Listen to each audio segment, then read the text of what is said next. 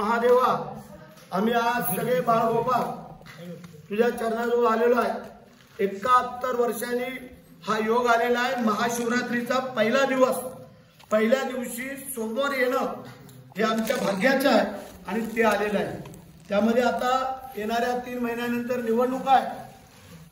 त्याचं औचित्य साधून मी प्रार्थना करतो या संपूर्ण आमच्या महायुतीच्या वतीने की येणारी निवडणूक त्याच्यामध्ये पुन्हा एकदा महायुतीचे आमचे सगळे उमेदवार जे आमदार आहेत ते निवडून यायला पाहिजे, असं पहिलं तुझ्या चरणाजवळ आम्ही गाराणा घालतो। दुसरं गाराणं आमचं असं आहे की या रायगड जिल्ह्यामध्ये जे महायुतीचे आमचे 7 उमेदवार आहेत, मग त्यामध्ये महाड असल, श्रीवर्धन असल, अलिबाग असल, पेन असल, पनवेल असल, कर्जत खालापूर असल, असे 7च्या 7 उमेदवार या महायुतीचे आमचे भरघोस मताने निवडून यावेत असे या सगळ्या बाळगोपाळांच्या वतीने आम्ही तुमच्याजवळ हे गाराणा गातोय। आतापर्यंत 3 वेळेला जो मी आमदार झालो तो तुमच्याजवळ पहिलं येऊन इथं श्रीफळ ठेवल्याशिवाय आम्ही कधी पुढं गेलो नाही। यावेळेला योगायोग आमचे सहकारी मित्र अनिकेत तोही आलेला आहे, आम्ही आलेलो आहोत, तर आम्ही हे श्रीफळ आता इथं ठेवतोय आणि पुन्हा एकदा आपल्याला प्रार्थना करतोय की महायुतीची सत्ता यायला पाहिजे आणि 7च्या 7 आमदार पुन्हा निवडून यायला पाहिजे।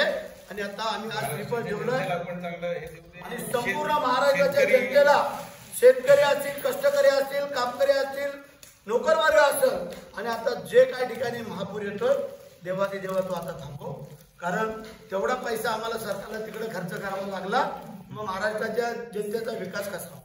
आणि म्हणून करता जो झालेला आहे महाप्रलय तो आता थांबवा, पण पाऊस सगळा थांबू नये, कारण ज्या ज्या ठिकाणी धरणामध्ये अजून पाणी नाही ते पाणी तिथं मिळायला पाहिजे। मराठवाडा असेल, विदर्भ असेल, पश्चिम महाराष्ट्र असेल, उत्तर महाराष्ट्र असेल, खानदेश असेल आणि आमचा कोकण असेल, त्यामध्ये जो पाऊस पडतोय तो व्यवस्थित पडावा, सगळे सुजलाम सुफलाम व्हावे असे मी या सगळ्या महाराष्ट्राच्या, त्यानंतर मुख्यमंत्री, दोन्ही उपमुख्यमंत्री, सगळं मंत्रिमंडळ, आम्ही असणारे 225 आमदार, आमचे असणारे देशाचे पंतप्रधान, खासदार सगळे, या सगळ्यांच्या वतीने या रायगडावरती राजे शिवछत्रपती महाराजांनी जे काय आपली सेवा केली त्यातली थोडीफार सेवा हे आज आलेले आम्ही सगळे बालगोपाळ तुमच्या चरणी अर्पण करतो। हे मान्य करून घ्या, चुकभूल काय असेल ती पदरात घ्या आणि पुन्हा एकदा महायुतीची सत्ता या महाराष्ट्रामध्ये येऊ द्या। हर